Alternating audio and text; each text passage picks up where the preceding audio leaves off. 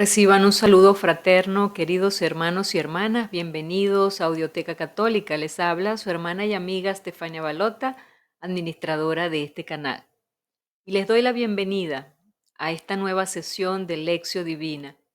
Aquí está esta servidora para guiarlos hasta por todos los pasos de esta Lección Divina hasta el final, hasta que podamos sacar un propósito de la palabra de hoy. Hoy Dios nos va a hablar al corazón. Y quiero pedirte, amigo y amiga que me escuchas, que dispongas tu corazón a escuchar esa voz de Dios a través de la palabra. Si es primera vez que me visitas aquí en el canal, quédate hasta el final y experimenta eh, lo que aquí vas a descubrir. Eh, Dios está vivo en las líneas de esa palabra y nos sigue hablando hoy. Lo que está escrito en la Biblia no es historia, es palabra viva de Dios. Es el Dios mismo hablándonos al corazón en los acontecimientos de nuestro día a día. Así que vamos a disponernos, tengan una Biblia a mano, tengan un cuaderno, un lápiz, busquen un lugar tranquilo en donde nadie los pueda interrumpir para los próximos 30 minutos y comencemos esta aventura de la Lección Divina en el cual vamos a tener mucho aprendizaje. Ya está llegando el Adviento, en pocos días ya estamos entrando al primer domingo de Adviento, entonces vamos a preparar nuestro corazón. Te pido antes de comenzar de que me apoyes. No te va a costar nada el dar un dedito arriba a este video y a mí me va a valer de mucho para que la plataforma YouTube nos dé a conocer a muchas más personas. Gracias, agradecida por tu apoyo. Comencemos con la oración. En el nombre del Padre, del Hijo y del Espíritu Santo. Amén. Te invito a que hagamos esta oración al Espíritu Santo juntos. Oh Espíritu Santo, ven a mi corazón y enciende en mí el fuego de tu amor. Ayúdame a comprender la palabra de Dios que voy a leer para que pueda vivirla y transmitirla a los demás. Ilumina mi mente y mi corazón para que pueda conocer la voluntad de Dios y ponerla en práctica en mi vida. Guíame por el camino de la verdad y la justicia y protégeme del engaño y la tentación. Te lo pido en el nombre de Jesús nuestro Señor. Amén. Y entramos al primer paso de la lección divina que nos lleva a la lectura. Te pido que abras tu Biblia en el Evangelio de Lucas, capítulo 21, versículos del 29 a 33. Vamos leyendo en voz alta. Voy leyendo en voz alta y guiándote en la lectura. En aquel tiempo Jesús propuso a sus discípulos esta comparación. Fíjense en la higuera y en los demás árboles. Cuando ven que empiezan a dar fruto, saben que ya está cerca el verano. Así también cuando vean que suceden las cosas que les he dicho, sepan que el reino de Dios está cerca. Yo les aseguro que antes de que esta generación muera, todo esto se cumplirá. Podrán dejar de existir el cielo y la tierra, pero mis palabras no dejarán de cumplirse. Dentro de este primer paso de la lección divina, debemos contestar la siguiente pregunta: ¿qué dice el texto que acabo de leer? Y para responder esto, lo recomendable es repasar el texto, subrayarlo, extraer las partes más importantes, anotarlas en mi cuaderno espiritual. Y todo esto lo vamos a ir haciendo, te voy a ir guiando paso a paso. Comencemos. Bien, entonces vamos a comenzar. Te voy a dar una breve introducción a este Evangelio. El Evangelio de hoy nos trae las recomendaciones finales del discurso apocalíptico, en donde Jesús insiste en dos puntos. Primero, en la atención que hay que dar a los signos de los tiempos. Y el segundo, en la esperanza fundada en la firmeza de la palabra de Jesús que expulsa el miedo y la desesperanza. Vamos a los versículos 29, 30 y 31. Y nos dice allí el texto: miren la higuera y todos los árboles.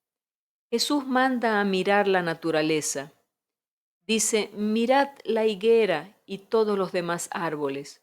Cuando vean que echan brotes, sabrán que el verano está cerca. Así también ustedes, cuando vean que suceden estas cosas, saben que el reino de Dios está cerca.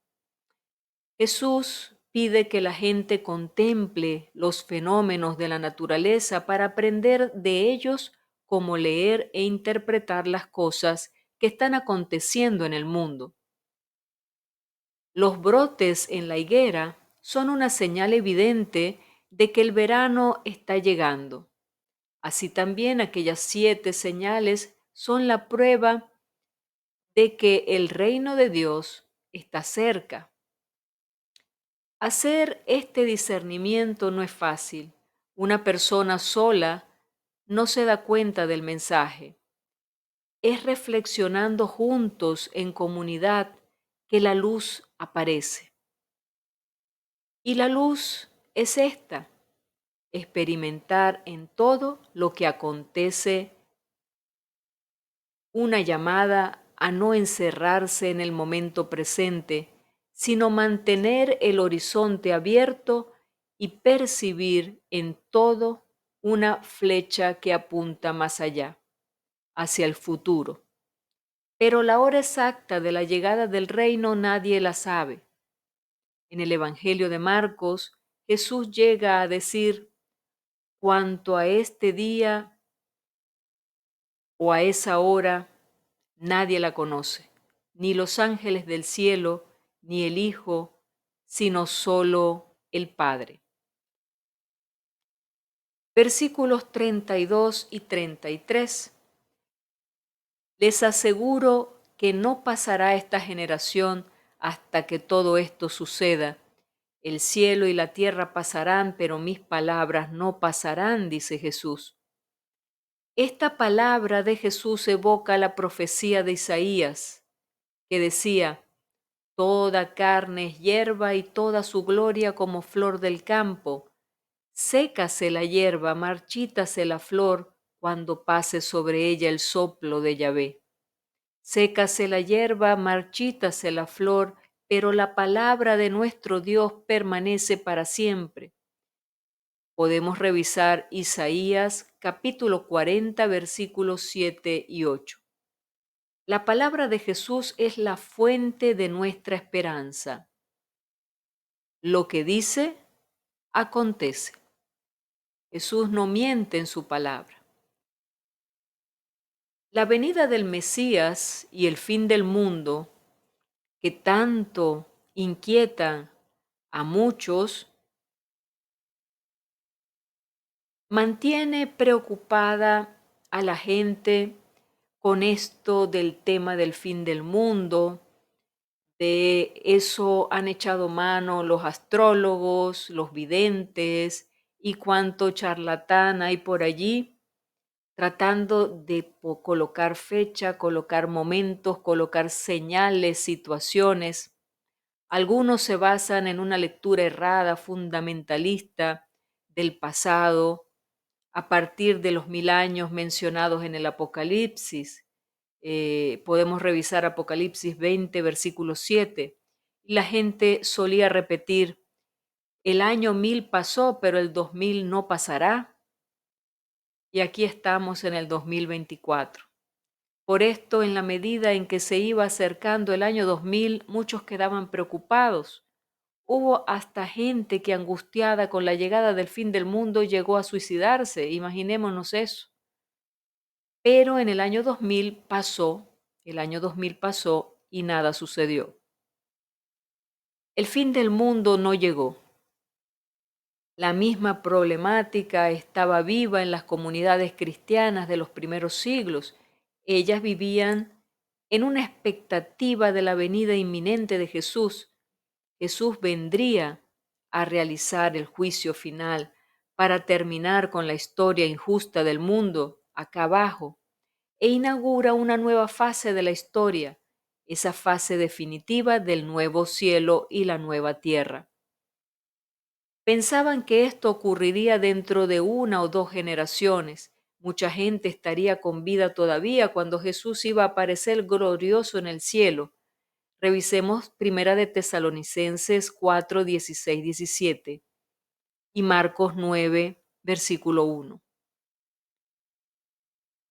Y había hasta personas que habían dejado de trabajar porque pensaban que la venida fuera cosa de pocos días o semanas. Revisemos segunda de Tesalonicense, capítulo 2, versículos del 1 al 3 y el capítulo 3, versículo 11.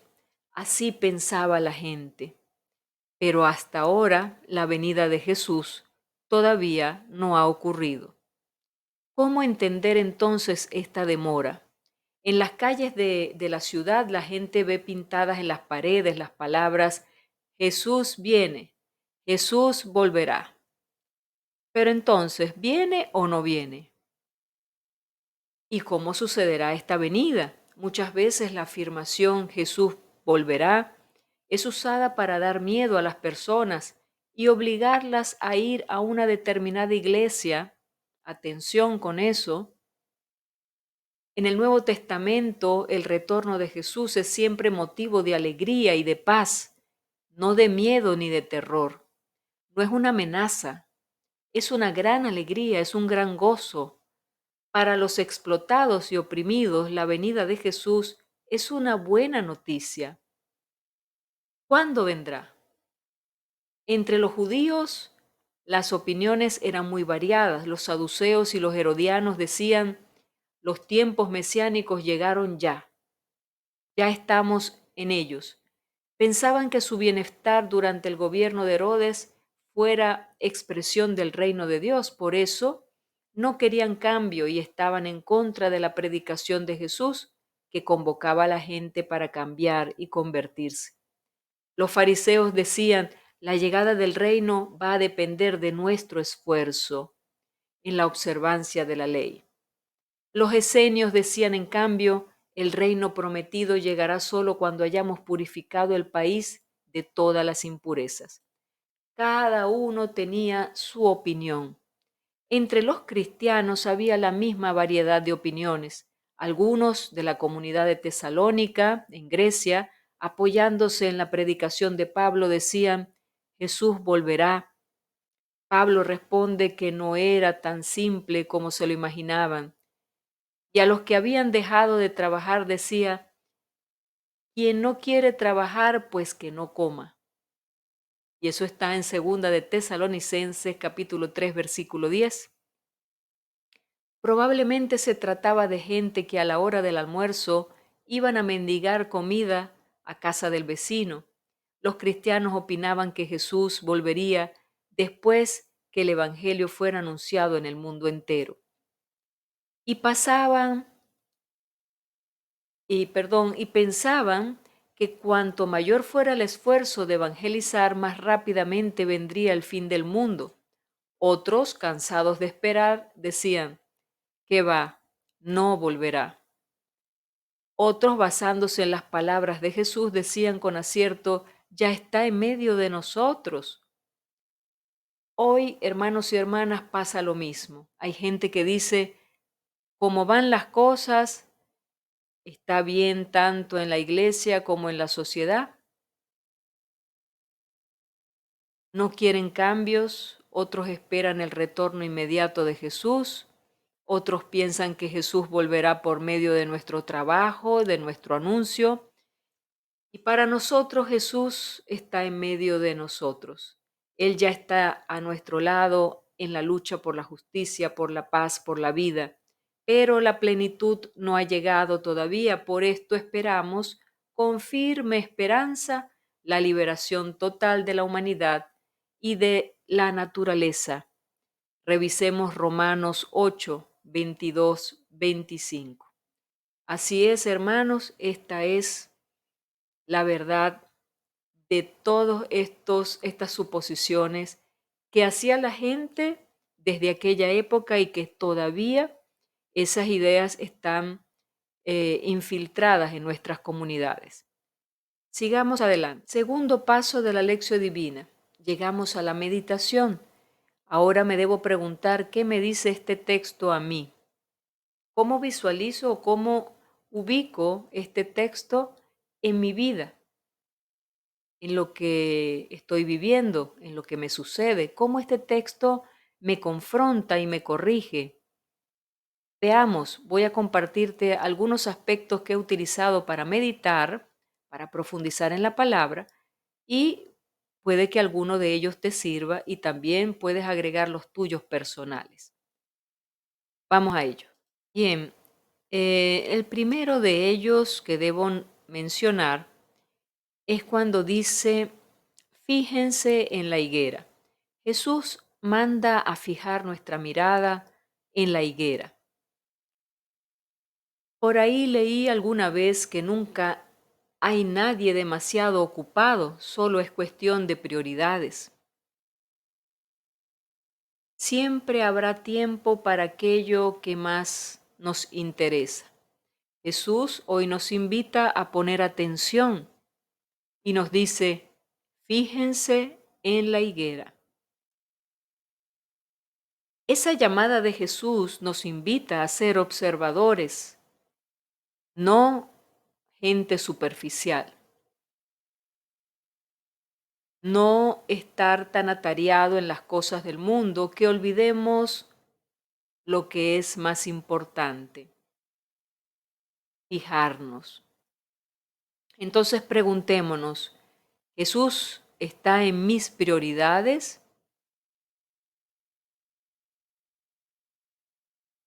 Podemos medirlo en el tiempo que le dedico a Jesús. Midámoslo por eso. Si Jesús está en mis prioridades, ocupa una buena porción del tiempo de mi día a día. ¿Qué porción de tiempo ocupa Jesús en tu día a día? Llámese pensamiento, llámese en lo que hablo, llámese en lo que oro, llámese en lo que lo busco, de lo que me alimento. ¿Cómo está mi día a día? Segundo aspecto, ¿podrán dejar de existir el cielo y la tierra? Para nosotros parecen estar muy firmes los cielos. Cuando vemos el cielo, parece estar firme, inamovible. Allá, las estrellas, las montañas. Las mismas estrellas que vieron los marineros de la antigüedad son las que contemplamos nosotros hoy en día. Pues todo esto, hermanos y hermanas, pasará.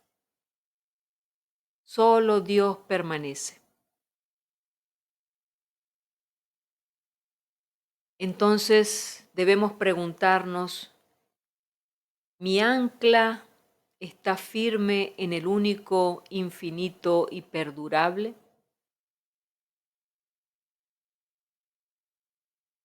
Dios es el único que perdura en el tiempo. Todo pasa. Las épocas, las personas, los momentos, las alegrías, las tristezas, todo pasa.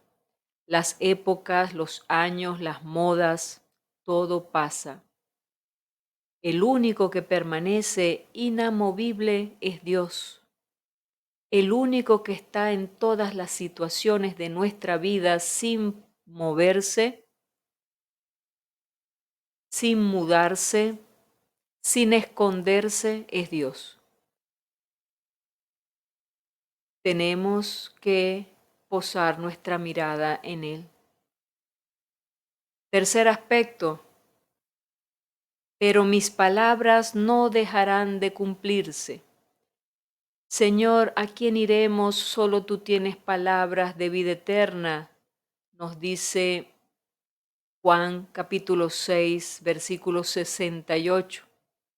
Para Pedro, solo la palabra de Jesús tiene poder. Preguntémonos tú y yo cuánto tiempo le dedico en meditar la palabra de Dios.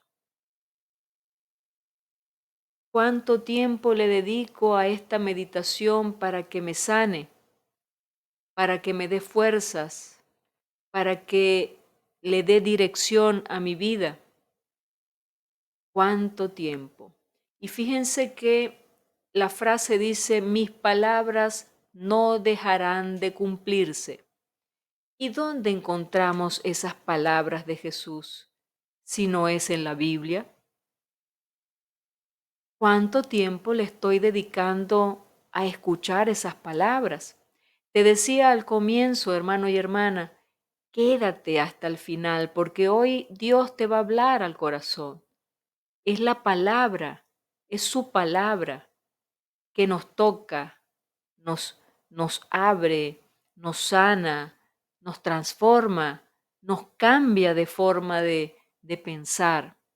Entonces, esas palabras permanecen, aún todas las cosas desaparezcan y cambien y se muevan, sus palabras permanecen, Dios permanece y no dejará de existir. Entonces, pregúntate nuevamente, preguntémonos cuánto tiempo dedico para la escucha y la meditación de la palabra, para que ella forme parte de mi vida y sea esa brújula que va a dirigir mi camino. ¿Cuánto tiempo? Tercer paso de la lección divina, la oración. ¿Qué me hace decir el texto que acabo de meditar? Parecía complicado, pero el texto me ha dado un flechazo al corazón y me ha hecho despertar algunas cosas que tenía allí que no tomaba en cuenta. Entonces, ¿cómo le respondo a Dios? ¿Cómo elaboro mi oración? Te voy a compartir la mía para que tú te inspires también a escribir la tuya. Oremos.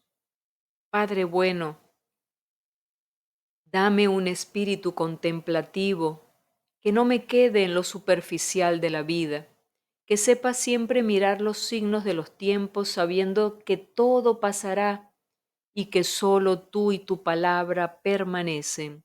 Te lo pido en el nombre de Cristo Jesús. Amén. Y entramos así al cuarto paso de la lección divina que nos lleva a la contemplación. Nos preguntamos qué me hace sentir y ver el texto.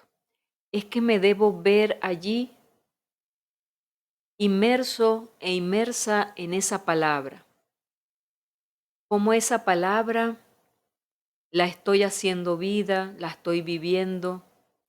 Estoy escuchando a Jesús que me está hablando a mí, no le está hablando solamente a las personas de aquella época. Entonces, voy a permanecer un momento en silencio, dejando que esa palabra de Dios que he meditado y orado resuene en mi corazón. Sintámonos acompañados por el amor que nos envuelve en una gran paz. Quedémonos un momento en silencio contemplando.